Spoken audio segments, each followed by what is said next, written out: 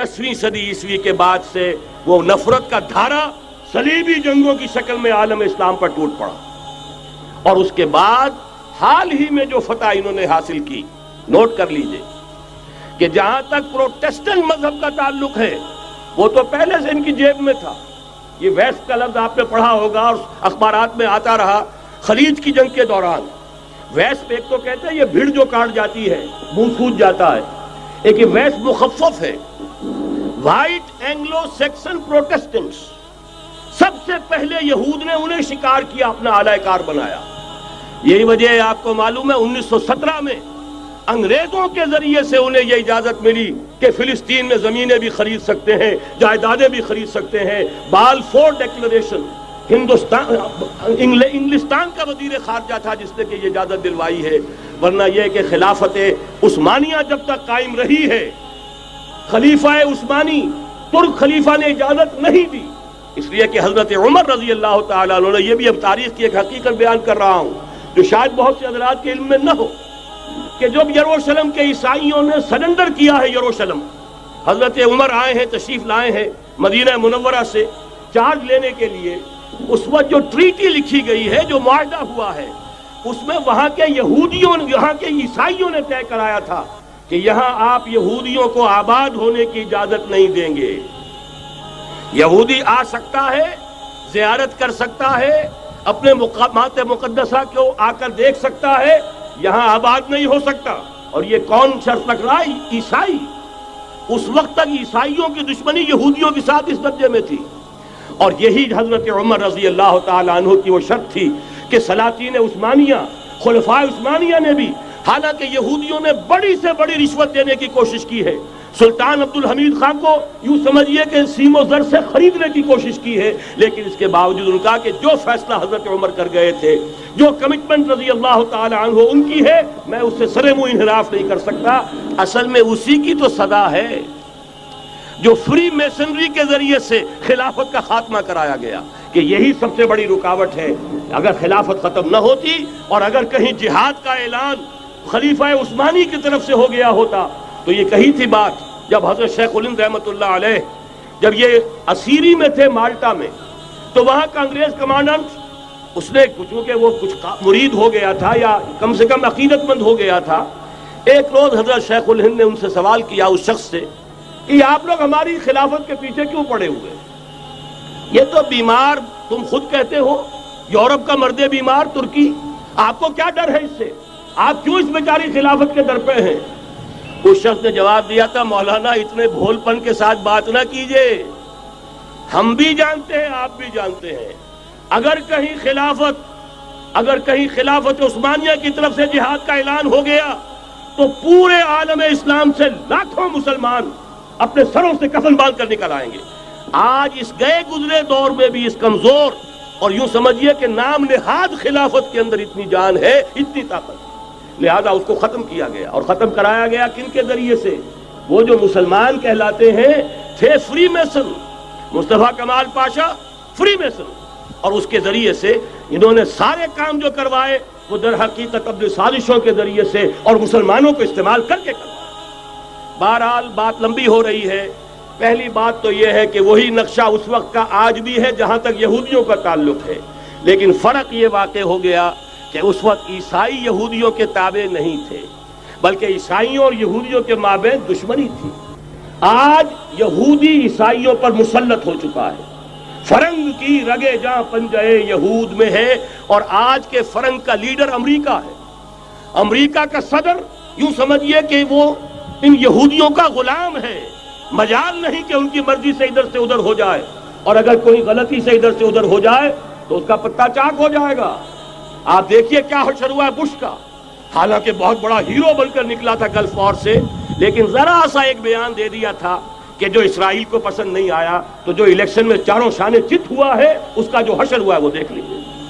तो पहली बात तो ये समझ लीजिए कि आज भी यहूदी, ये न्यू वर्ल्ड ऑर्डर है, न्यू वर्ल्ड ऑर्डर, और इसमें ईसाई दुनिया उसकी आलाकार है।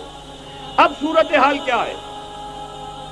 ईसाई दुनिया, मैं एक बात बता रहा था बीच में रह गई, कि जहां तक प्रोटेस्टेंट ईसाई थे वो तो पहले इनके हाथ में थे।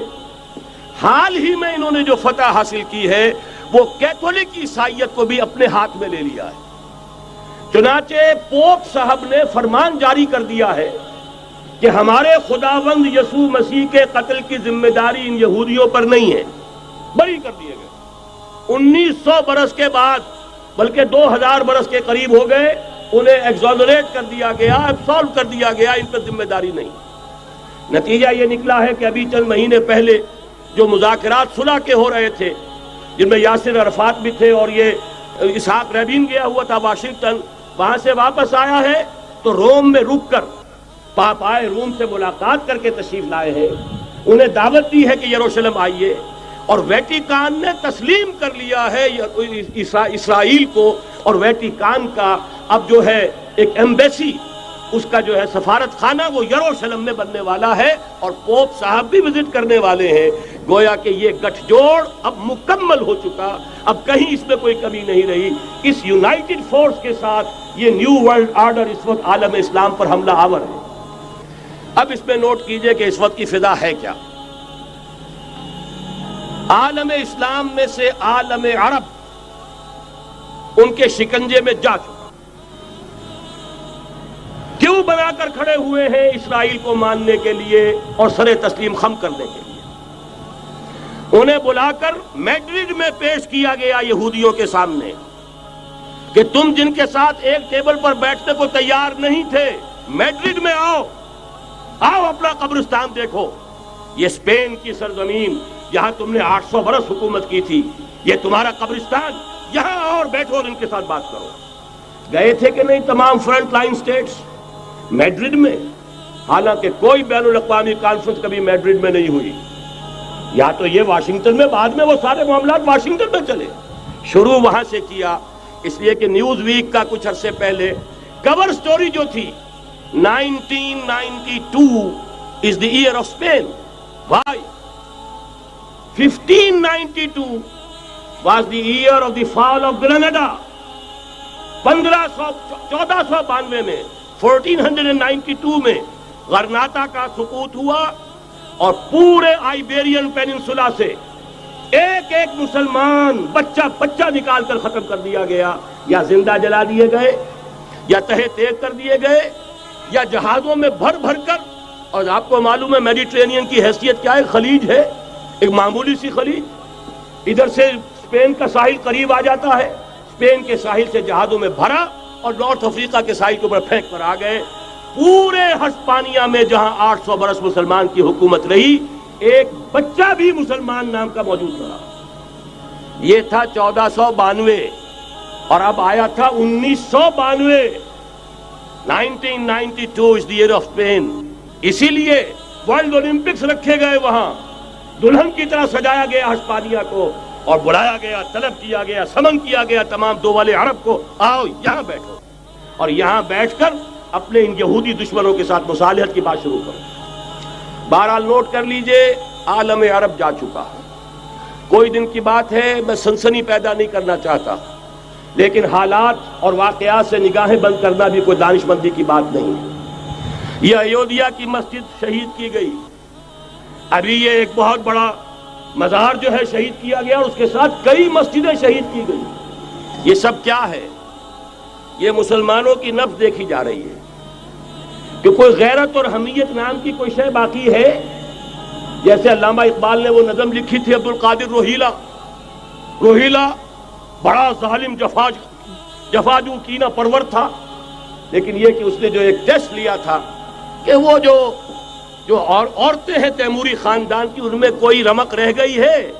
معلوم ہوا کہ نہیں، کہ غیرت نام تھا جس کا گئی تیمور کے گھر سے، ختم، غیرت نکل گئی۔ اسی طرح ایودھیا کی مسجد، اب چرار شریف، اور یہ کوئی دن کی بات ہے کہ اب مسجد اقصیٰ کا نمبر آیا کہ آیا، اس کے لیے پوری تیاریاں ہو چکی ہیں۔ یروشلم کا مشرقی حصہ خالی کرایا جا چکا ہے، اس کے اندر اب پورا تسلط یہودی کر رہے ہیں، یہاں تک کہ اب کے یاسر عرفات صاحب نے بھی کچھ نہ کچھ جو ہے احتجاج کی بات کی ہے، حالانکہ اب تک ہر بات مان کر منقار زیر پر تھا، لیکن یہ کہ ایک وقت آتا ہے آخر کار اسے بھی کچھ بولنا پڑ گیا ہے۔ لیکن یہودی اب پیچھے قدم ہٹانے والا نہیں ہے۔ ان کا تھرڈ ٹیمپل، تیسری مرتبہ ہیکل سلیمانی تعمیر ہونا ہے، نوٹ کر لیجئے، ان کے لیے وہ وہی کچھ ہے جو ہمارے لیے کعبہ ہے. ان کے لیے ہیکل سلیمانی بالکل وہی حیثیت رکھتا ہے جو ہمارے لیے کعبہ.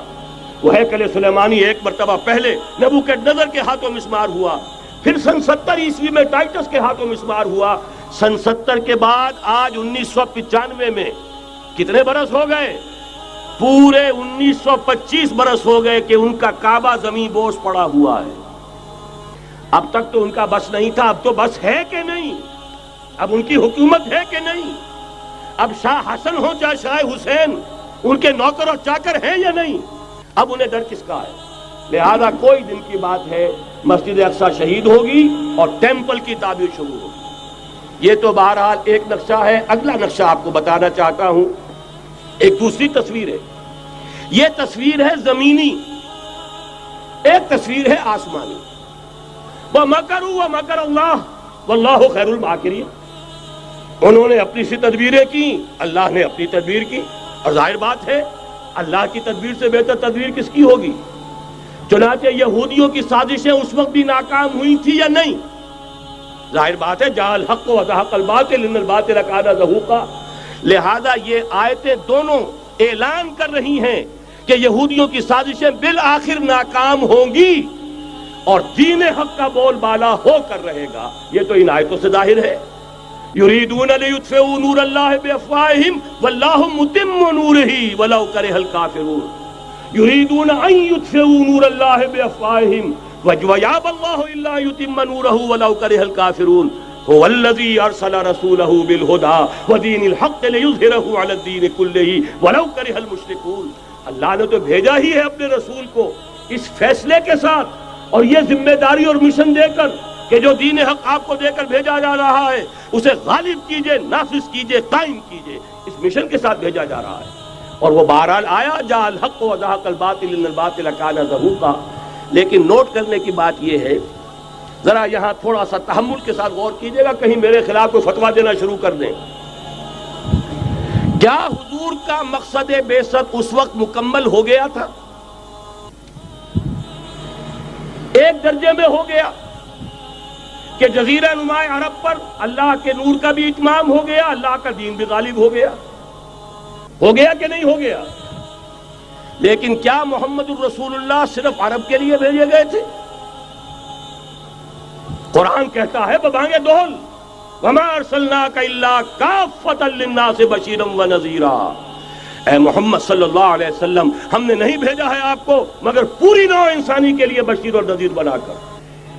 تو جان لیجئے کہ یہ مقصد بعثت محمدی صلی اللہ علیہ وسلم بتمام و کمال اس وقت پورا ہوگا جب کل عالم انسانیت پر، کل روئے ارضی پر اللہ کا دین اسی طرح غالب ہو جائے گا جس طرح کہ محمد رسول اللہ والذین معہ صلی اللہ علیہ وسلم ورضی اللہ تعالی عنہم اجمعین، ان کے ہاتھوں سے، ان کے ایثار سے، ان کی قربانیوں سے، جن کا نقشہ آپ کے سامنے مولانا کھینچ چکے ہیں، ان کے اثار، ان کی قربانیاں، ان کی محنت، ان کی جفا کشی، ان کی سرفروشی، ان کے جان تن من دھن لگا دینے کے نتیجے میں جیسے اس وقت غالب ہوا تھا کل روئے ارضی پر غالب ہوگا، تب کہیں جا کر مقصد بعثت محمدی مکمل ہوگا. یہی وجہ ہے اقبال نے کہا تھا وقت فرصت ہے کہاں، کام ابھی باقی ہے، نور توحید کا اتمام ابھی باقی ہے. لیکن ساتھ ہی خوشخبری بھی دی تھی، یہ چمن معمور ہوگا نغمہ توحید سے. آئے گا وہ دور، یہ چمن معمور ہوگا نغمہ توحید سے، لازماً آ کر رہے گا.